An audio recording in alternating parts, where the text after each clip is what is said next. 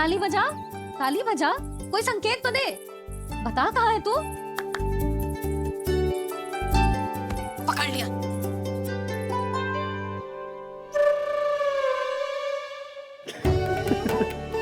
आप भी ना बड़े हो गए हो, पर बचपना ना गया आपका ना। बच्चे कहाँ गया? जी रोकाना।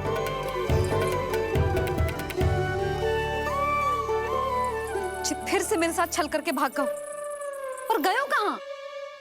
नंदराज, नंदराज। भानु, वो पंछी, राक्षस पंछी, बहुत बड़ा पंछी। भानु, राक्षस, राक्षस। भानु क्या क्या होगा? तुम बैठो। यशोदा जल लेकर आओ, बैठो।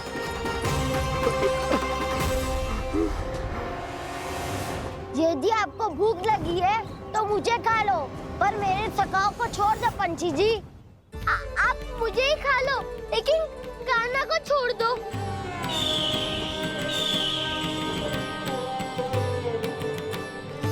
हम सबको खा लो, पर कान्हा को जीवन दान दे दो।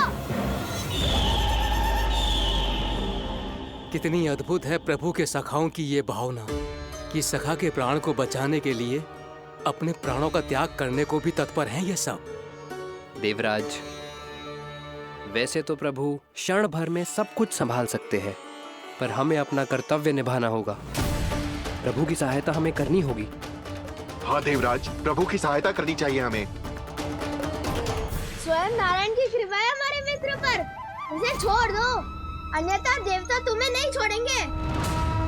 पर मैं देवता के आने की प्रतीक्षा नहीं करूंगा। मेरे भाई को इसी क्षण मुक्त कर दो असुर, या फिर मेरा सामना करने के लिए तैयार हो जाओ। आवश्यकता पड़ी तो तुम्हारा उदर फाड़ के भी अपने भाई की रक्षा करूंगा मैं। तो फिर आ बालक, तुझे भी तेरे भाई के पास पहुंचा देता हूँ मैं। प्रयास करके तो देखो दोस्त, तुम्हारे चोंच के टुकड़े टुकड़े ना कर दिए तो मेरा नाम भी बलराम नहीं, तो मेरा नाम भी बलराम नहीं।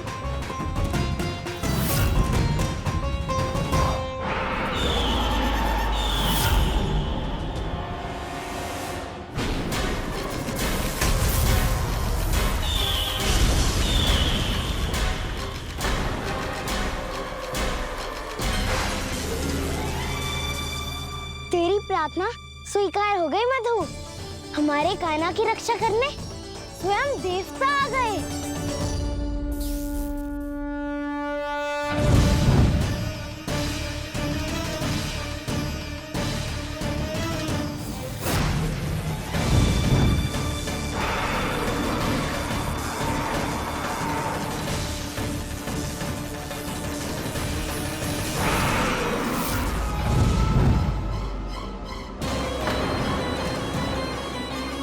मत करो इंद्र, अपने वज्र का प्रयोग मत करो। तुम्हारे प्रहार से मुझे गुदगुदी हो रही है।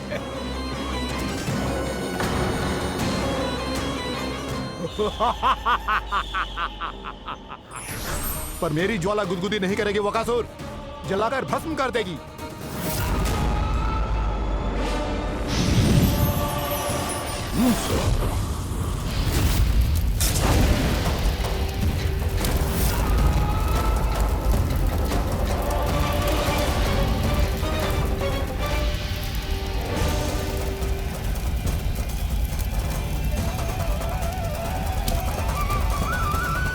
क्या बहुत बड़ो? बहुत बड़ा पंछी, पंछी? बहुत बड़ा पंछी। पंछी ना है वो राक्षस कान्हा को निगल गया। हाँ?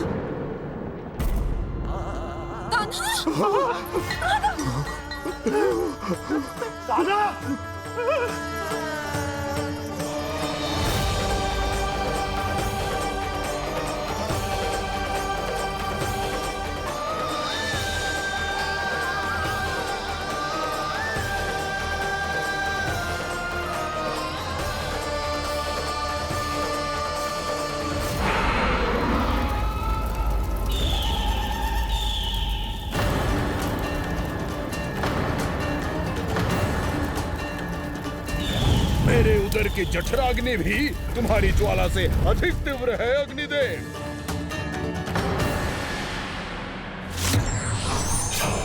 अब यम का पाश ही दंड देगा इसे।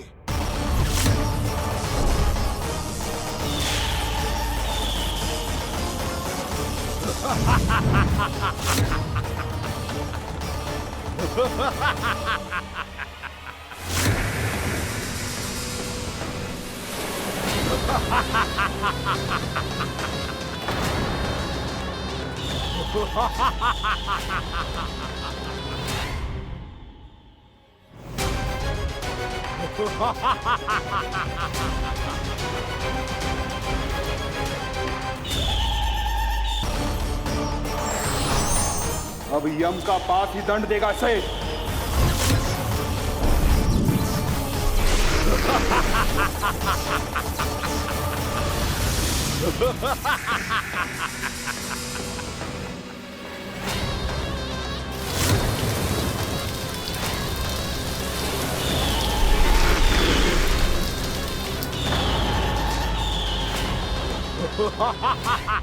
तूने जल की धार को भले ही काट दिया हो दुष्ट, पर हिम में धार नहीं होती। अब मेरी हिम शक्ति तुझे जमाकर नष्ट कर देगी।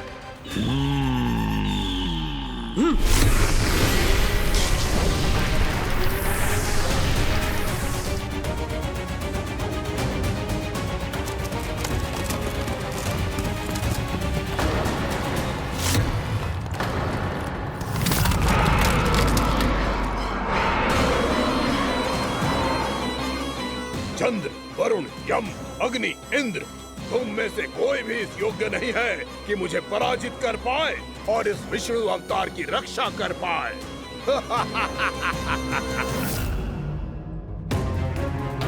इस असुर को तो देवता कुछ ना बिगाड़ पा रहे हैं। अब क्या होगा खाना का? बकासुर, मैं अपनी किरणों की ताप से तुझे छलनी छलनी कर दूंगा।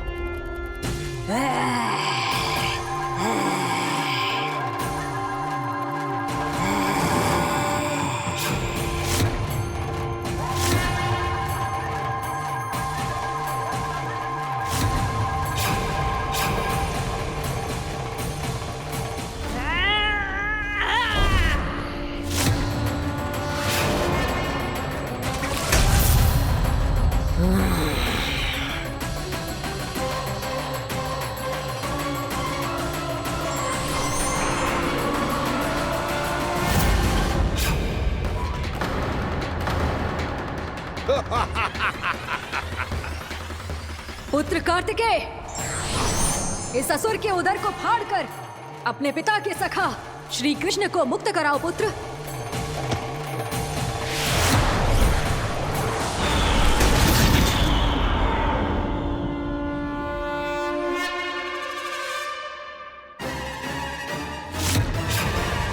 मैंने कहा था, तुम में से कोई भी मेरा बाल भी बांका नहीं कर पाएगा।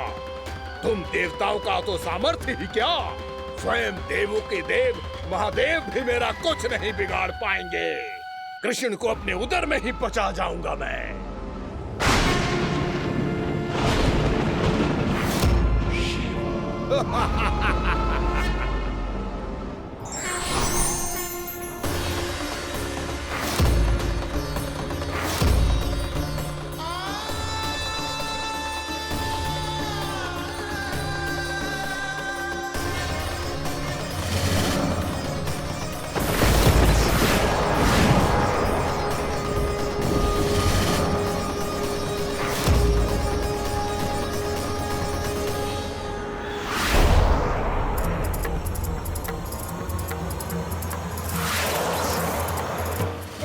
शिव शंकर का त्रिशूल है। एक ही बार में इस असुर का प्राण ले लेगा ये। हाँ, महादेव का त्रिशूल।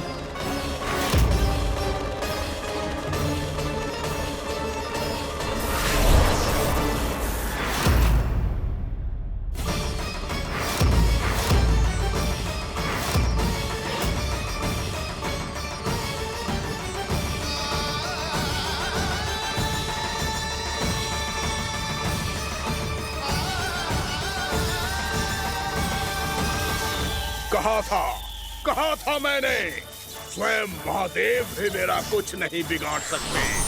अजय हूं मैं, अजय।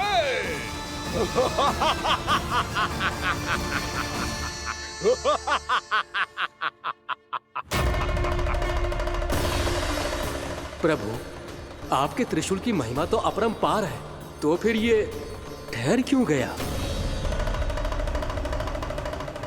आपने अपने त्रिशूल को वापस क्यों ले लिया महादेव? इस दुष्ट का संहार क्यों नहीं किया? क्योंकि इसकी मृत्यु मेरे हाथों नहीं, मेरे सखा नारायण के अवतार श्री कृष्ण के हाथों ही होगी, और यही विधि का विधान है। पर पिताजी, श्री कृष्ण तो इस असुर के उदर में फंसे हुए हैं, हम उन्हें मुक्त कैसे कराएंगे? ये उन्हें स्वयं ही मुक्त करेगा पुत्र। श्री कृष्ण अपने अपमान से क्रोधित नहीं होते, पर अपने भक्तों का अपमान वो क्षण भर भी सहन नहीं कर पाते। वकासुर यही भूल कर रहा है, हम सबका निरंतर अपमान करके वो उन्हें क्रोध दिला रहा है। वो ये नहीं जानता कि शीघ्र ही उन्हें अपने उदर में रख पाना उसके लिए असंभव हो जाएगा।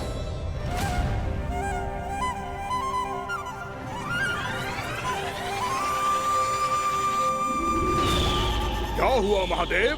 पराजित होकर भी मुस्कुरा रहे हैं।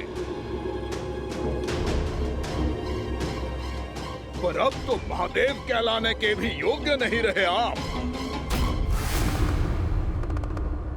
असफल देवताओं की इस अयोग्य सेना को लेकर चले जाइए यहाँ से। ना ये मेरा सामना कर सकते हैं और ना ही आप। मेरी शक्ति के सामने आप अक्षम हैं महादेव।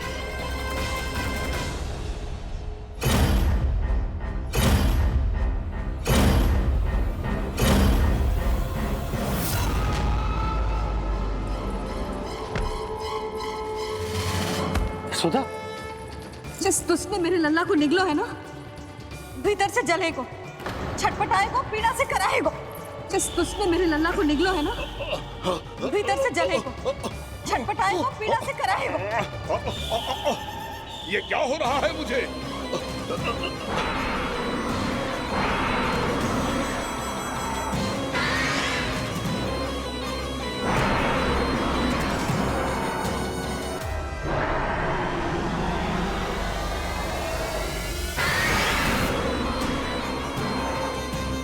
मुझे ऐसा क्यों लग रहा है जैसे भीतर से जल रहा हूं मैं?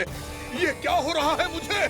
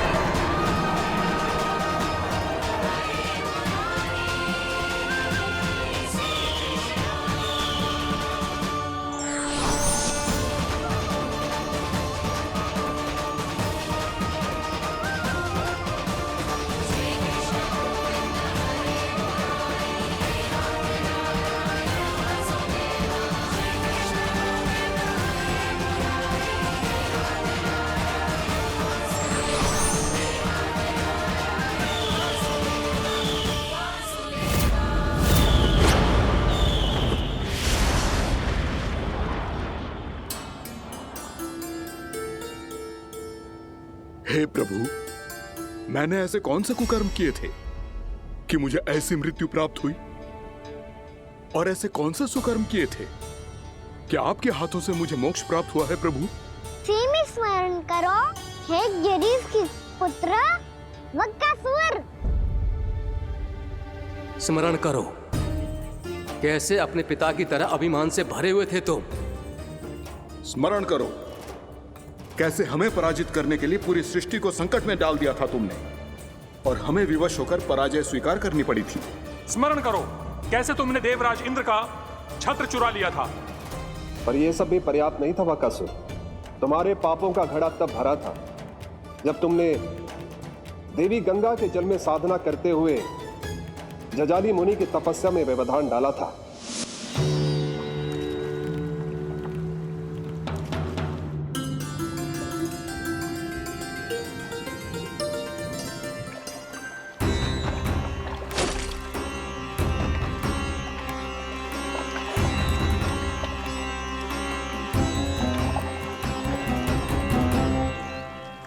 रुक क्यों गए चालक? नौका को आगे की ओर ले चलो। आगे बढ़ना उचित नहीं होगा महाराज। यहाँ से कुछ ही दूरी पर जालजली मुनि तपस्या कर रहे हैं। तो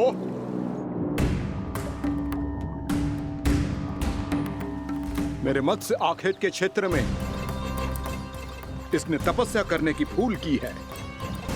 मेरे ही राज्य में मेरा कोई क्षेत्र मेरे लिए वर्जित हो, यह मुझे स्वीकार नहीं है। आपने पर्याप्त मत्स्य आखेट कर लिया है महाराज। यदि तुम इन मछलियों का आहार नहीं बनना चाहते हो, चुपचाप मेरी आज्ञा मानो। क्षमा, क्षमा महाराज।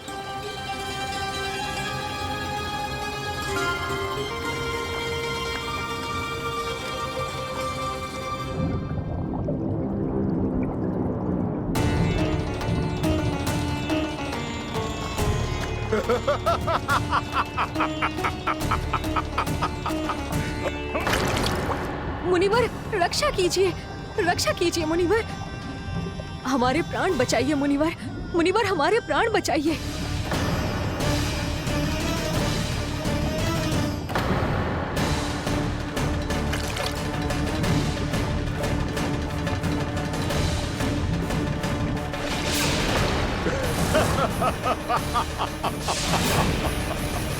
ठहर जाओ असुरराज, इन मछलियों को हानि ना पहुंचाओ। क्यों मुनि? अब मछलियां पकड़ने के लिए मुझे तुमसे आज्ञा लेनी पड़ेगी। तुमने तपस्या करने से पहले किससे आज्ञा ली थी? मां गंगा से, इस जल में रहने वाली सभी मछलियों से। इस उपकार के बदले इन सभी मछलियों को रक्षा करने का वचन दिया था। इसीलिए असुरराज, मैं शांति से कह रहा हूं, इस स्थान को अशुद्ध ना करो। चुपचाप यहां से चले जाओ, नहीं तो इसका परिणाम अच्छा नहीं होगा।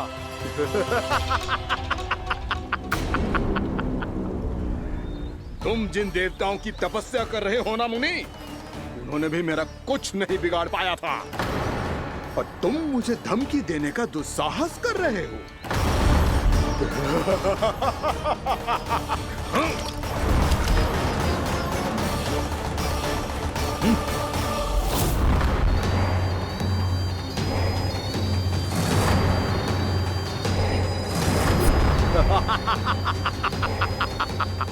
मूर्ख, विचारों से तो तू राक्षस है ही, और स्वभाव से उस बगुले की तरह है जो भूख ना होने पर भी उन निर्दोष मछलियों को आहार बनाता रहता है। इसलिए अभी इसी क्षण से तू बकुला का जीवन जिएगा। ये मेरा श्राप है, ये मेरा श्राप है।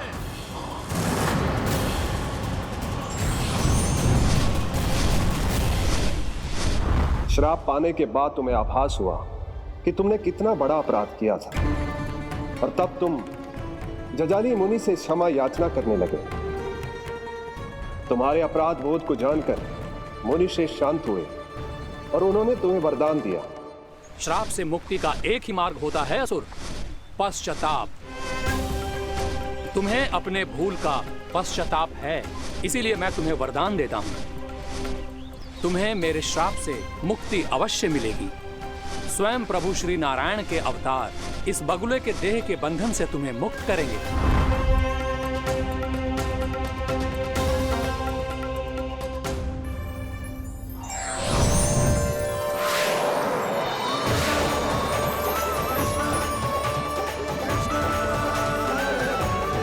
प्रणाम स्वीकार करें प्रभु।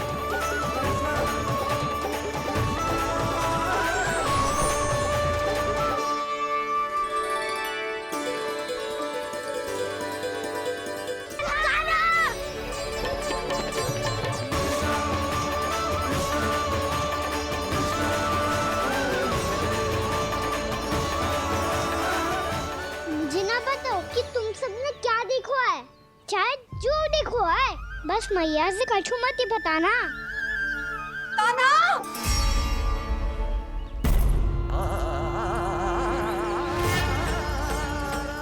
कान्हा! मेरा लल्ला!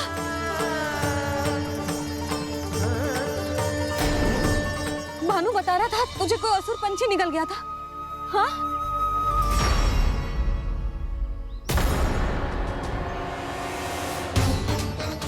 हे नारायण, ये क्या है?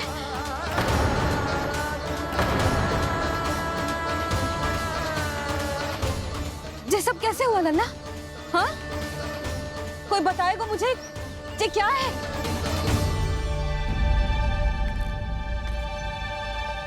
श्रीधामा, मधुमंगल, चिची को सब कुछ बता दो। ये असुर पक्षी मुझे निगलने वाला था रानी भाभी, तभी अंतिम क्षण में कान्हा ने आके मुझे बचा लियो। और ये असुर पक्षी ने कही कि यह है वृंदावन का राजकुमार, नंदराज का लल्ला। इसके होते कोई भी वृंदावन वासियों को हानि ना पहुंचा सकते।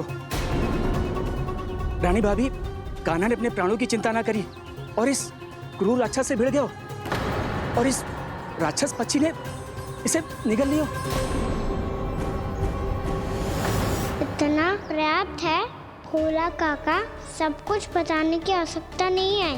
ये सब देख के सारी बालक मंडली इतनी व्याकुल हो गई कि सबने अपने प्राण अर्पित कर दिए और इस असुर पक्षी से कहे कि हमें खा लो और हमारे सखा को छोड़ दो। इन बालकों का पराक्रम देख के सभी देवतागण यहाँ आ गए और उनके हृदय भी पिघल गए और उन्होंने इस राक्षस पक्षी से युद्ध करके इसे मार गिराया। देवताओं के राजा इंद्र के वज्र का प्रहार तो मैंने अपनी आंखों से देखा है ताई जी। और फिर उसके बाद अग्निदेव ने अग्निवस्त्र का प्रहार किया। जय ना काकी, वरुण देव, कार्तिकेय, यमदेव सबने मिलके युद्ध किया इस राक्षस से। कहा था अभी मत बोलना। अरे सब मिलके हमारे शिव शंकर भी आए थे छोटी माँ। जाओ आप भी। बाबा साईता। मुझे लगता है कि ये कान्हा भी इन्हीं देवताओं में से एक है। संभव तो है चीची, स्मरण है पूतना और तृणावर्त के आक्रमण के समय भी ऐसा ही हुआ था। सभी राक्षस मारे गए थे पर अपने कान्हा को एक खरोच तक न आई थी। हाँ जीजी, मुझे लगता था कि श्री नारायण की विशेष कृपा है हमारे कान्हा पे, पर अब तो देख के लग रहा है कि हमारा कान्हा ही स्वयं श्री नारायण है। या फिर उनका अवतार है ये। अरे बस करो तुम सब, ऐसा कछु ना है। अरे जितनी बात सुनी है उससे तो यही लग रहा है कि कान्हा देवताओं और असुरों की युद्ध के बीच में फंस गया था। उसका इस सब से कोई लेना देना ना है। तो फिर इसके तन पे एक भी खरोच क्यों ना आया नंदराज? हाँ।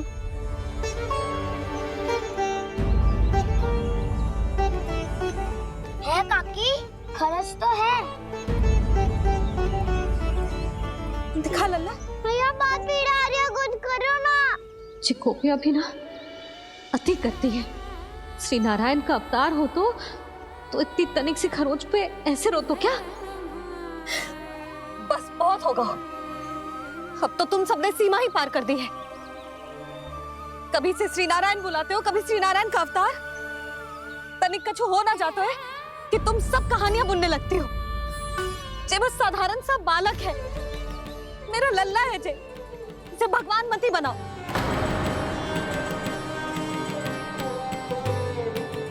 और तू, क्या आवश्यकता थी तुझे यहाँ आने की? हाँ, वो भी मुझे बिना बताए। मेरे से छल करके आयो है तू। अब तू घर चल, ऐसा दंड दूंगी ना कि मैया बहुत पीड़ा हो रही है। मैया बहुत पीड़ा हो रही है मैया। हाँ नन्ना, तू घर चल, मैं तुझे औषधि लगा दूंगी। हल्दी का लेप लगाऊंगी ना, झट से ठीक हो जाएगा। चल चल।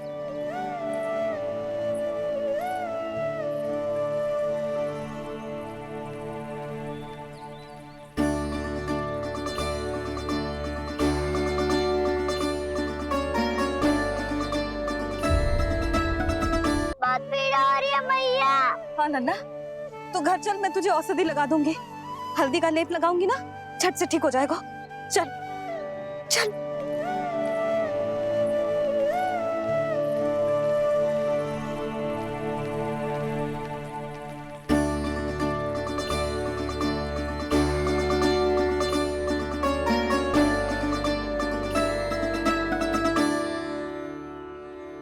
बस लल्ला बस, रो मत।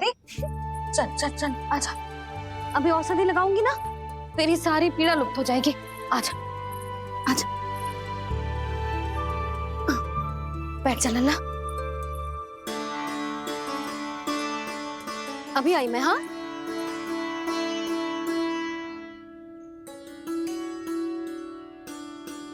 मैया। अरे तो अभी तक रो रो है? क्या कह रही थी सारी गोपियां? बता। के मेरा लल्ला श्री नारायण का अवतार है, दिव्य है, भगवान है। और जो भगवान इतनी छोटी सी चोट पे रोते हैं क्या? इतनी तो लगी भी ना है तुझे, जितना तो तू आ ऊ कर रो है।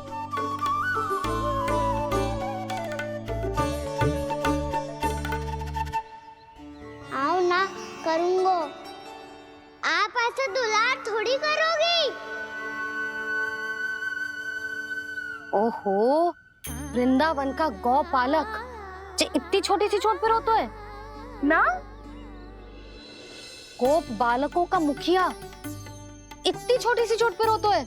मेरा लल्ला तो सबसे शक्तिशाली है। जे इतनी छोटी सी चोट तो क्या, बड़े बड़े राक्षसों से भी ना घबराता है। हाँ, एक बार में सबको समाप्त कर देता है कि ना? हाँ मैया, यदि कोई राक्षस वृंदावन की ओर तेरी दृष्टि करके आएगा, तो सबसे पहले कान्हा को सुरक्षा में खड़ा पाएगा। फिर चाहे जो बाल बन के आए या बगुला बन के।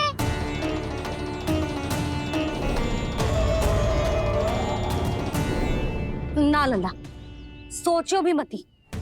वृंदावन की सुरक्षा करना तेरा दायित्व ना है। तुझे और कोई संकट का सामना करने की आवश्यकता ना है। अभी तो मेरी पीड़िता का हरण कर रही थी, अचानक से क्या हो गया मैया को? कोई आवश्यकता ना है तुझे ऐसे संकटों का सामना करने की। आने दे आज तेरे बाबा को, सीधा सीधा बोल दूंगी। बहुत हो गए उनके तर्क वितर्क। मेरा फूल सा लल्ला वन में अकेले गौचारण के लिए ना जाएगो। आज बगुले ने निकल लियो, कल कछु और हो जाए तो? नारायण ना करे, कहीं कछु ऊंच नीच तुझे कछु हो जाए तो? मैं तो जीते जी मर जाऊंगी।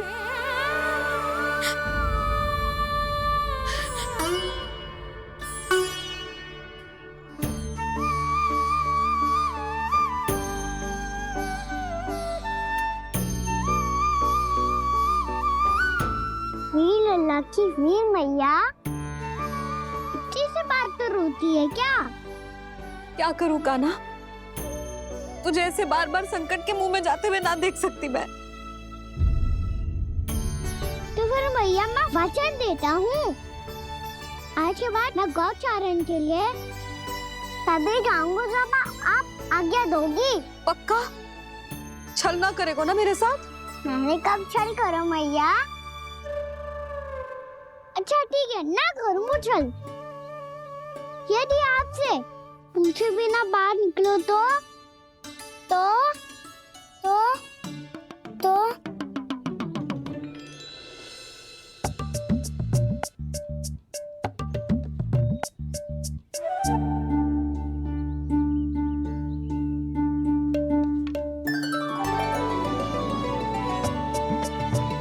ये रही आपकी छड़ी और ये रही मेरी पीठ। ठीक देना तापर तोड़। ठीक है, जब तूने अपना दंड निर्धारित कर ही लियो है तो सोच ले, अब अगर तूने मेरी बात ना मानी तो तोड़ तोड़ छड़ी पड़ेगी। समझ आई?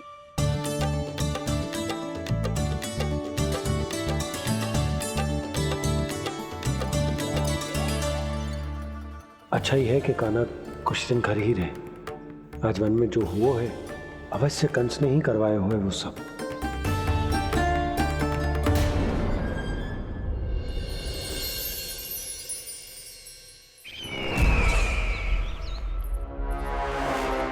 आपका ये धनुष तो सबसे अधिक शक्तिशाली था महाराज, ये कैसे टूट गया? कहीं ये बकासुर की पराजय का संकेत तो?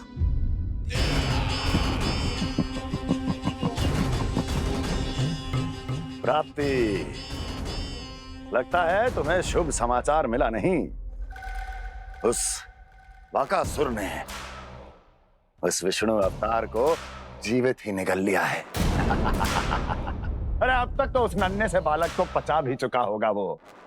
उसके तन में रक्त बनकर वो विष्णु अवतार और उसकी शक्तियां दौड़ रही होंगी। क्षमा कीजिए महाराज। क्षमा कीजिए, इस अशुभ से मुख से शुभ समाचार आने दो। माथे के बल को ढीला करो, चेहरे पर मुस्कान लाओ और कहो, महाराज वृंदावन में मातम फैल चुका है। मैं ऐसा ही करता महाराज, यदि सूचना सत्य होती तो।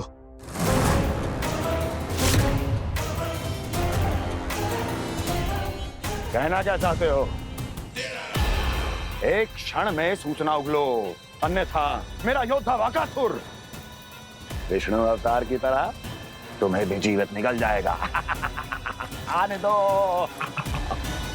बकासुर मारा गया महाराज, बकासुर मारा गया महाराज, बकासुर मारा गया। बकासुर मर चुका है? असंभव। असंभव। बकासुर ने उस बालक को निगल तो लिया था, पर उसकी सुरक्षा करने के लिए सभी देवता वहां प्रकट हो गए, पर फिर भी कोई बकासुर का सामना नहीं कर पाया। और फिर क्या हुआ? वो बालक स्वयं ही बकासुर के उदर से बाहर आ गया और उसकी चोंच तोड़कर उसकी हत्या कर दी।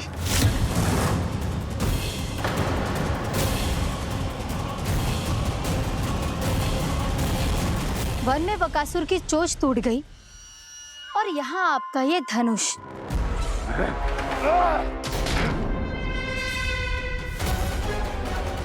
केवल नहीं टूटा तो आपका ये भ्रम महाराज। क्षमा कीजिएगा महाराज, आपका भ्रम टूटना आवश्यक है। आवश्यक है आपको यह आभास होना कि उस विष्णु अवतार को पराजित करने के लिए आपके साधारण योद्धाओं में वो सामर्थ्य नहीं है। अच्छा सर, पूतना, तृणावर्त, बकासुर, ये सब साधारण नहीं थे प्राप्ति, साधारण नहीं थे। फिर तो ये और भी अधिक चिंता का विषय है महाराज, क्योंकि इसका अर्थ तो यही हुआ कि वो विष्णु अवतार कुछ अधिक ही असाधारण है और उसका सामना करने के लिए और उसे मिट्टी में मिलाने के लिए आपको एक ऐसे अस्त्र की आवश्यकता है जो उसके सामने ना झुके और ना ही टूटे।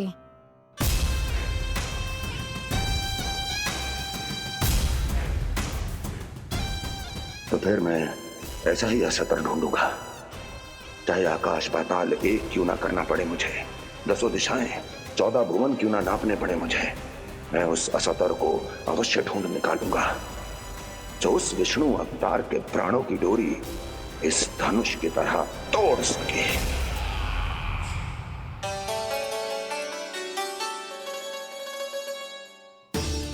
थैंक्स पापा, मैंने मैया को वचन दिया है कि जब तक नहीं चाहेंगी मैं वन नहीं जाऊंगा। इसलिए आप मुझे मारने के लिए कोई शक्तिशाली असुर ढूंढने में व्यस्त रहो।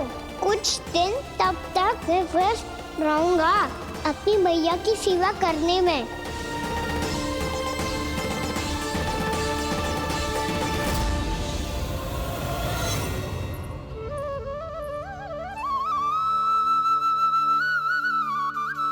लो मैया, तुलसी जी को चढ़ाने के लिए जल।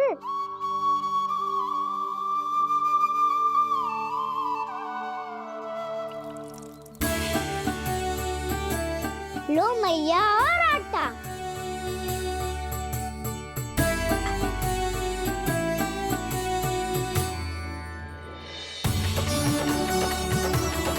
लो मैया, बेलन।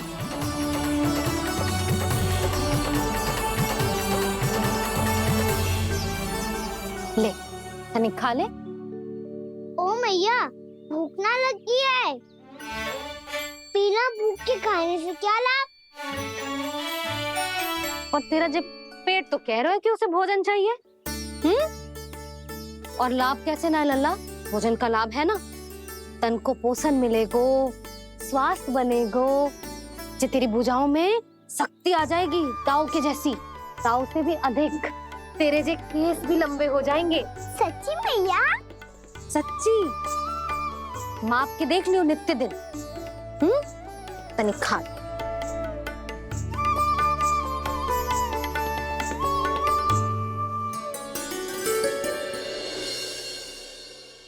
मान के मैया का कहना, छक के भोजन खाते हैं, नित्य मापते भुजा केश, पर ज्यों का त्यों ही पाते हैं।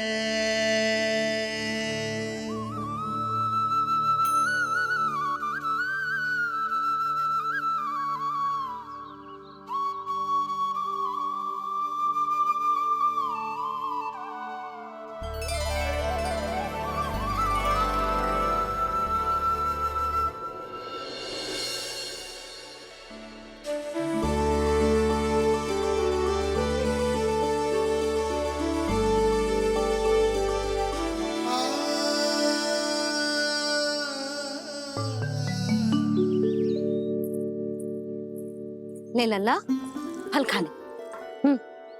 ना, मुझे ना खाने फल वल। क्यों? लंबे केस और शक्तिशाली भुजाएं ना चाहिए? व्यर्थ है ये सब। पिछले 10 दिनों से देख रहा हूँ, ना केस लंबे हुए हैं, ना भुजाएं शक्तिशाली बनी है। 10 दिन में का चुनाव होने वाला। 10 सप्ताह ऐसे खाएगो ना, तब जाके कुछ बदलाव दिखेगो। समझ आई? चल अब खा ले। वैसे भी मुझे बहुत सारी तैयारियां करनी है आज। इसीलिए भैया, एकादशी के व्रत के लिए लल्ला। सुनो जी, सारी सामग्री आ गई? हाँ, तुमने जो कही थी सब ले आए हूँ।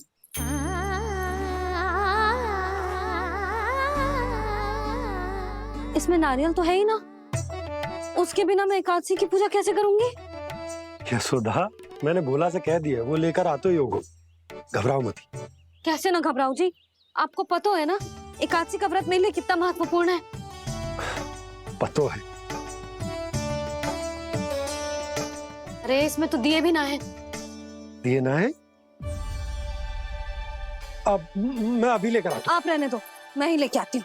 भक्त भोला राम के यहाँ से है। भक्त भोला राम? मेरा अर्थ है कुमार खुला यहाँ के हाथ से। हाँ हाँ वो ही।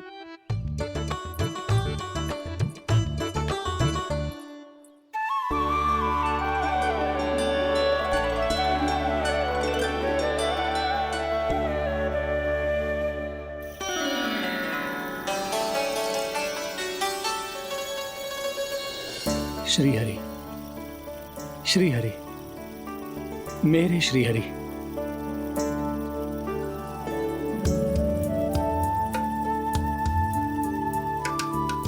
मेरे श्री हरि। भोला राम, मेरी मटकी तैयार है। मेरे श्री हरि, मेरे श्री हरि।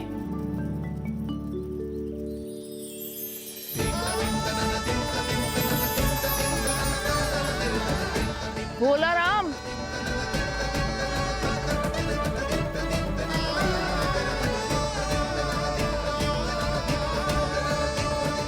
भोला काका, ओ भोला काका।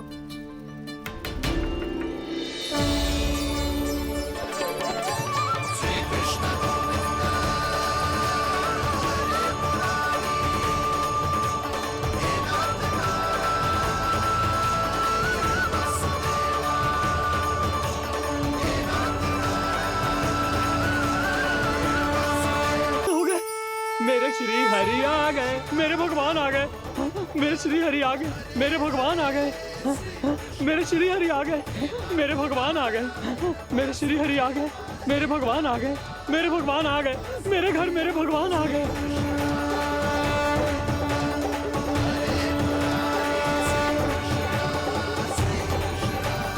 मेरे घर आ गए, मेरे श्री हरि आ गए। हाँ, मेरे श्री हरि आ गए। जे तो बावले थे ही, अब बालकन को भी साथ में मिला लिए। उज्जवल क्या कर रहा है? अरे ठहर जा भोला।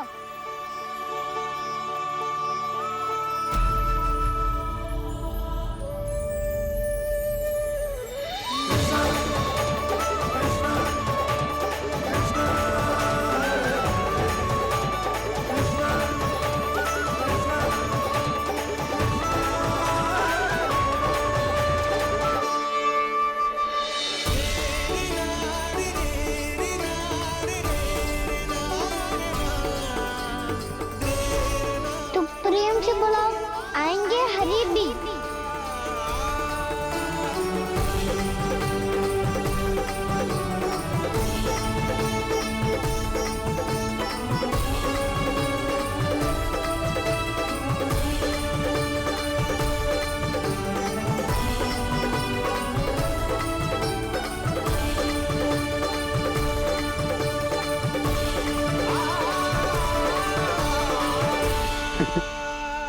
क्या वो गाना?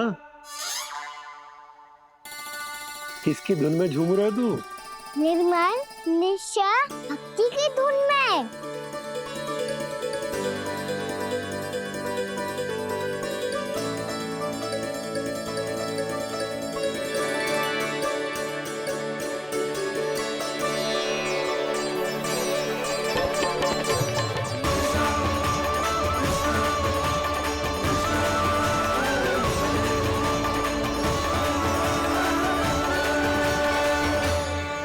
अरे क्या हो गया इन्हें?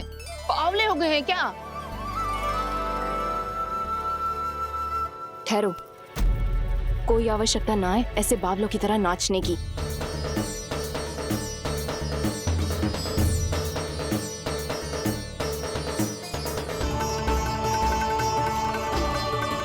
बस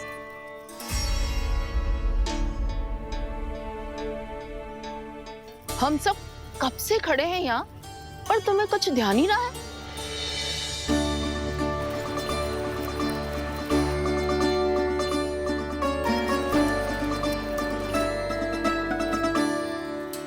नाच गाने में ऐसे मगन हुए कि हमें देखा भी ना। मुझे नाचते हुए देख मेरे श्री हरि को इतना आनंद आ रहा था कि मैं अपने आप को रोक नहीं सका। और वैसे भी मेरे जन्म का एकमात्र उद्देश्य है श्री हरि की सेवा करना, श्री हरि को प्रसन्न करना। तुम बावले हो भोलाराम या हमें बावला बना रहे हो? श्री हरि और तुम्हें देख रहे हैं? हाँ, अभी वो यहीं थे, देख रहे थे। भोला काका, आपने भी ना अति कर दी अब। हमें भी बताओ तनी, कहाँ थे श्री हरि?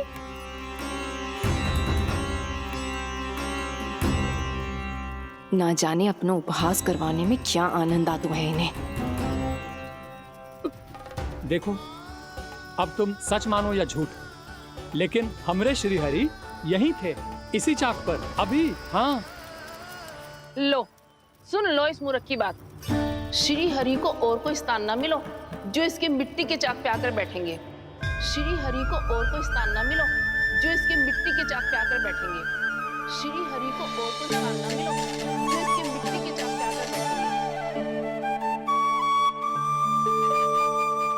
जैसी मैया भैंसो ही लल्ला, दोनों का कुछ पता ही ना चलतो, कब किस बात पर प्रसन्न हो जाए और किस बात पर रुष्ट। अरे मैं भला असत्य क्यों बोलूंगा? अभी अभी यही थे श्री हरि। हाँ,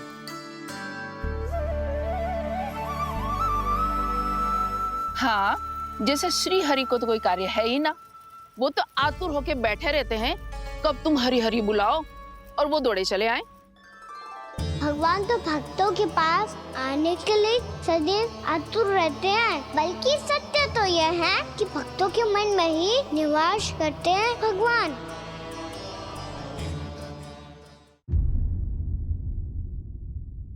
मैं भला असत्य क्यों बोलूंगा? अभी अभी यही थे श्री हरि। हाँ,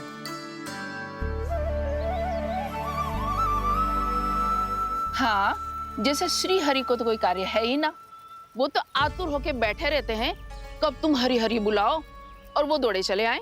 भगवान तो भक्तों के पास आने के लिए सदैव आतुर रहते हैं, बल्कि सत्य तो यह है कि भक्तों के मन में ही निवास करते हैं भगवान। भगवान तो भक्त के पास आने के लिए सदैव ही आतुर रहते हैं शंकरी मौसी। बल्कि सच्ची बात तो ये है कि भगवान हमारे मन में ही निवास करते हैं। कम से कम तू तो इसे बढ़ावा मत दे जशोदा। जब देखो जब हरि नाम की रट लगाए रहते है। हरि बोलते बोलते ऐसो बावलो होता है कि सारा कार्य भूल जाता है। 2 दिन से अपनी मटकी के लिए चक्कर काट रही हूँ। अभी तो एक चक्कर और लगाना होगा आपको। आपकी मटकी तैयार हो गई है, अभी लाता हूँ।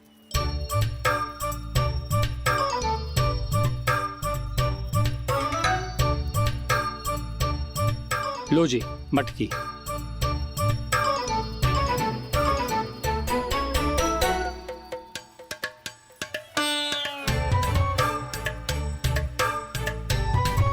इस कच्चे मटके का क्या करूं मैं?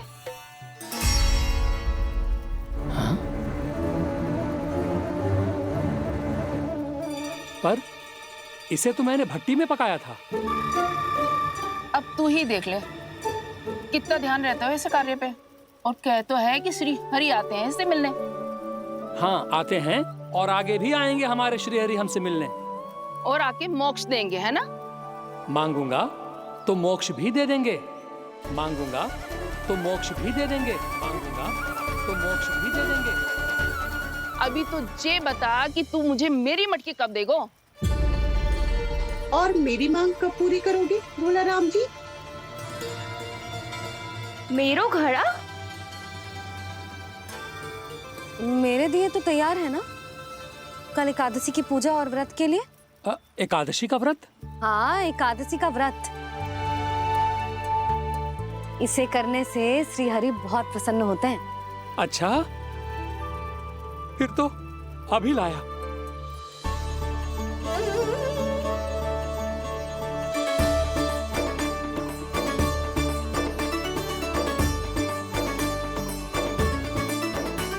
लो जी आपके दिए।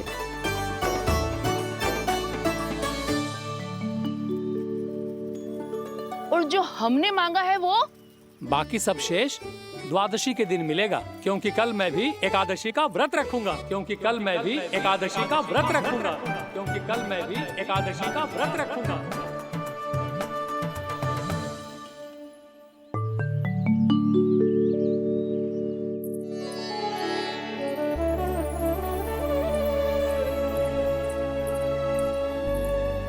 जानकी, फूलों का प्रबंध हुआ कि ना? हाँ भाभी, जे रहे। सदैव विलंब कराती है। पर भाभी इस बार तो फूल समय से ही लाई थी। क्या हुआ जशोदा, अभी तो पूजा की तैयारी ना हुई? देखो ना मौसी, ये जानकी ना कुछ छूट ही जाता है इसके कारण। एकादशी की पूजा और व्रत आते ही जसोदा भाभी इतनी वग्र हो जाती है। ऐसो क्या होगा इस पूजा में?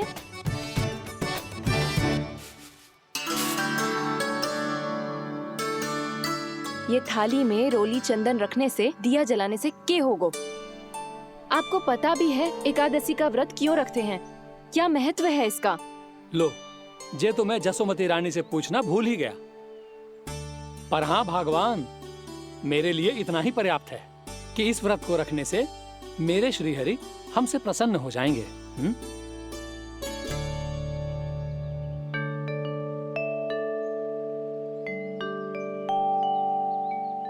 नारायण ही जाने ऐसे कैसे पूजा करते हैं जे श्री हरि की एक मूर्ति तक ना है इनके पास।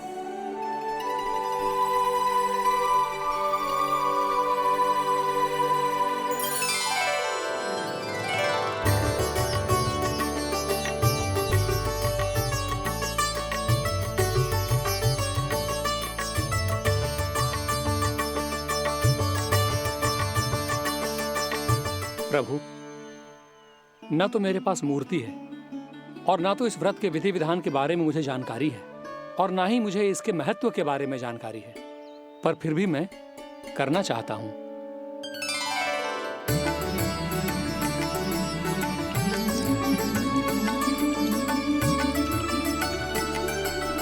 इसीलिए मैं दृढ़ संकल्प लेता हूं, पूरी निष्ठा के साथ, श्रद्धा के साथ और पूरी आस्था के साथ मैं इस व्रत को संपन्न करूंगा।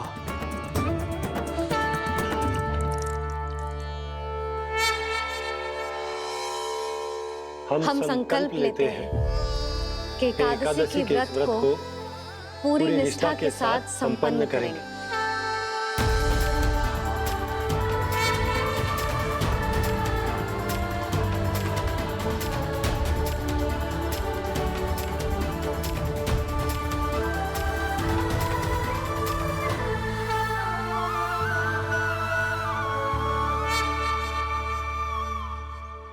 तुलसी जी के पत्ते तो हैं ही ना।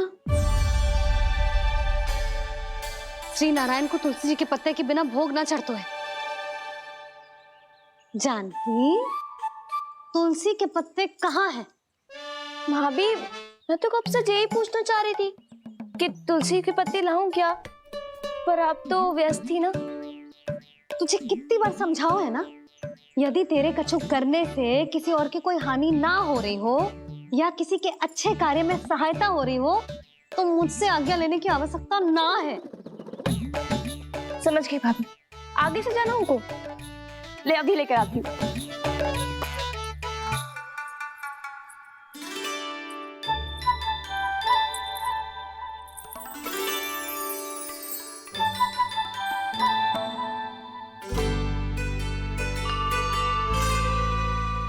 ताऊ, आपने पहले ये व्रत करो है? आपको इसका महत्व पता है? भाभी चल। जानकी, तुमने ये व्रत करो है? फिर तुमको इसका महत्व पता है? सुमति जी, आपको पता है इसका महत्व? कान्हा, क्यों तंग कर रहा है सबको?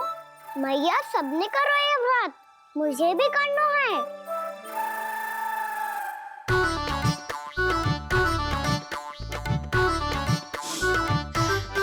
ये व्रत केवल बड़ों के लिए होती है लल्ला। जब आप ये व्रत कर सकती हो, बाबा कर सकते हैं, ये सारी गोपियां कर सकते हैं, वो भी कर सकते हैं, तो मैं क्यों ना कर सकता? क्योंकि तू कल तक भूखा ना रह पाएगो लल्ला। जब भक्त रह सकते हैं, फिर मैं क्यों नहीं रह सकता? मेरा अर्थ है कि नारायण की भक्त मैया। मैया मान जाओ ना, मुझे करने दो ना ये व्रत। अपनी लल्ला पे आप विश्वास ना है आपको? विश्वास है। अच्छा ठीक है, तू भी कर ले।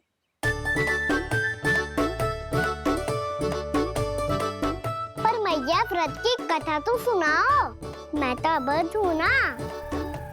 मुझे कैसा पता चलेगा कि ये व्रत करते क्यों हैं?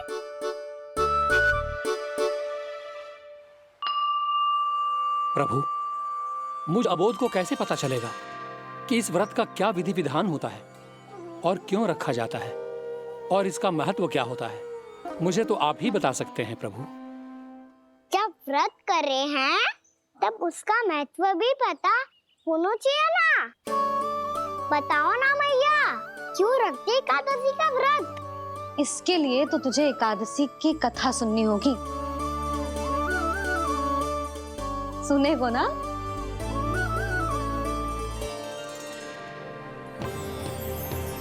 वसुदेव सुतं देवं कंसचाणूरमर्दनम् श्रीहरि, यशोदा परमानंदम् कृष्णं वन्दे जगद्गुरुम्। वाह प्रभु, अपने भक्तों को एकादशी व्रत का महत्व समझाने का अच्छा उपाय खोज निकाला है आपने।